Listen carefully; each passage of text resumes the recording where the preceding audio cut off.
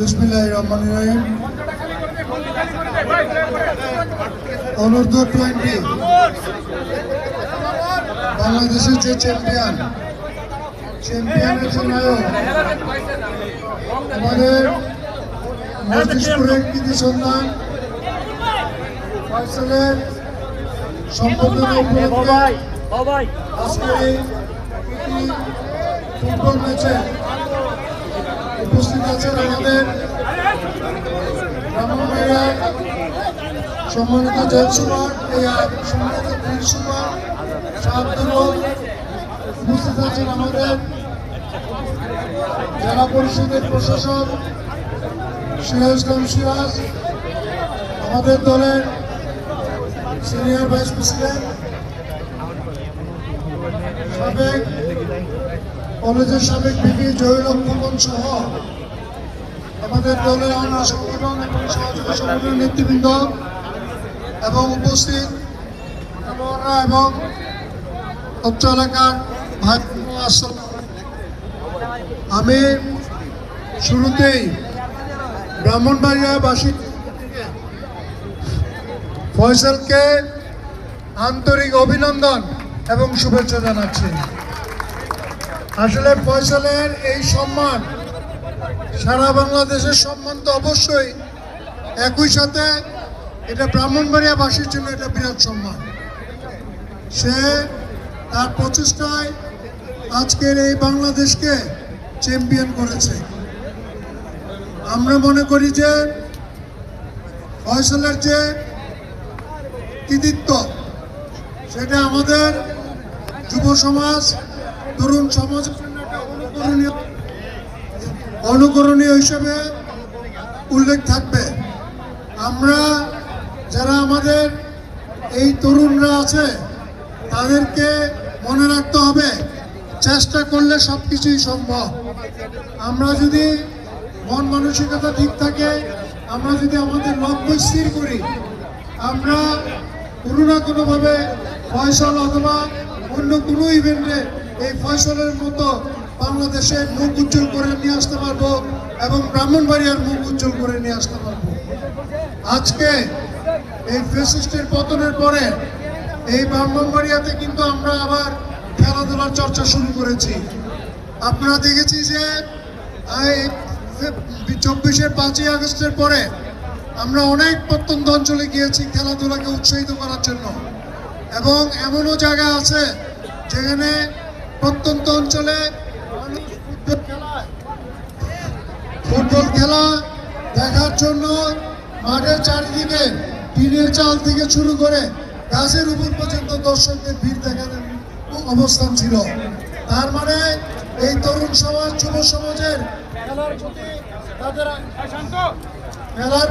খেলার প্রতি তাদের আগ্রহ আছে, কিন্তু আমরা যারা সমাজের দায়িত্বে আছি আমরা তাদেরকে এই খেলার সুযোগটা আমাদের করে দিতে হবে। আজকে যদি তরুণ সমাজ, যুব সমাজকে খেলার দিকে আমরা আকৃষ্ট করতে পারি, এই সমাজ থেকে আমরা বিশেষ করে মাদককে আমরা অনেকাংশ দূর করতে পারবো। তাই এটি আমাদের দায়িত্ব, এই তরুণ সমাজ এবং যুব সমাজকে খেলার দিকে নিয়ে আসা। ইতিমধ্যে আপনারা দেখেছেন আমাদের মাননীয় প্রধানমন্ত্রী আমাদের নির্বাচনের পূর্বে আমাদের ইশতেহারে খেলাধুলাকে উৎসাহিত করার জন্য অনেকগুলা উনি ঘোষণা দিয়েছেন। উনি বলেছেন যে খেলাধুলা শুধু শখ নয়, খেলাধুলাকে আমরা আগামী দিনে একটা পেশা হিসেবে আমরা চিহ্নিত করব, এবং প্রতিটা বিভাগে এই বিকেএসপির আদলে একটি ক্রীড়া প্রতিষ্ঠান হবে, এবং প্রতিটা জেলাতে একটি করে ইনডোর স্টেডিয়াম হবে, যেটা আশা করি আমাদের ব্রাহ্মণবাড়িয়াতেও একটি ইনডোর স্টেডিয়াম হবে। ইতিমধ্যে আমি ক্রীড়ামন্ত্রীর সাথে আলাপ করেছি, উনি আমাকে আশ্বস্ত করেছেন এই ব্রাহ্মণবাড়িয়াতে একটা ইনডোর স্টেডিয়াম প্রতিষ্ঠা করার ব্যাপারে। এবং আজকে এই যে প্রতি জেলাতে একজন অফিসার নেওয়া হবে, এবং স্কুলগুলোতেও এই পাঠ্যপুস্তকে কোনো না কোনো খেলা অবশ্যই পাঠ্যপুস্তকে থাকবে।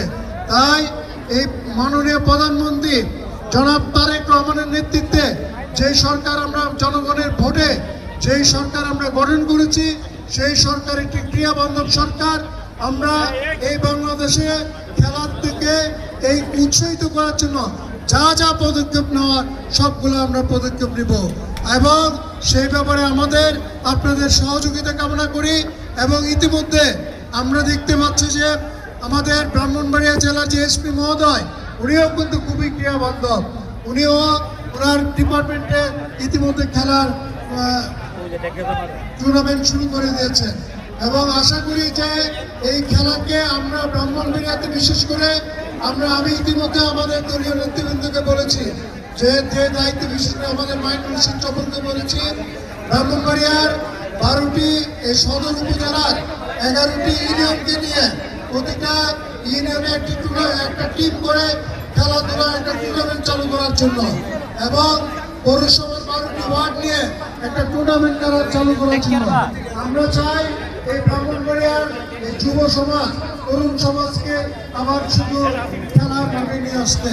শুধু ফুটবল খেলা নয়, আমাদের এখানে ফুটবল খেলা ছাড়াও ক্রিকেট আছে, ব্যাডমিন্টন আছে। ব্রাহ্মণবাড়িয়া একসময় ব্যাডমিন্টনের আমাদের অনেক ব্যাডমিন্টন প্লেয়ার ছিল, এই খেলার চর্চার কারণে এই সমস্ত খেলোয়াড়রা হারিয়ে গিয়েছে।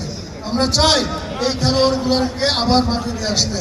তাই সেই ব্যাপারে আপনাদের সহযোগিতা কামনা করি এবং আগামী দিনে আমরা এই ব্রাহ্মণবাড়িয়ার মাঠগুলোতেও আমরা বরাদ্দ দিয়ে ইতিমধ্যে আমাদের জেলা পরিষদ থেকে অন্যান্য বোর্ডিং স্কুলের মাটি ভরাটের মাধ্যমে খেলার উপযোগী করার জন্য একটা পদক্ষেপ নেওয়া হয়েছে।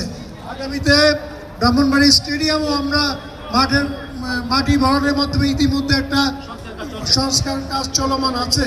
আমরা চাই প্রতিটা এলাকা যে মাঠগুলো আছে এই মাঠগুলোকে খেলার উপযোগী করার জন্য। সবাইকে ধন্যবাদ জানিয়ে আমি আমার বক্তব্য শেষ করলাম। খোদা হাফেজ।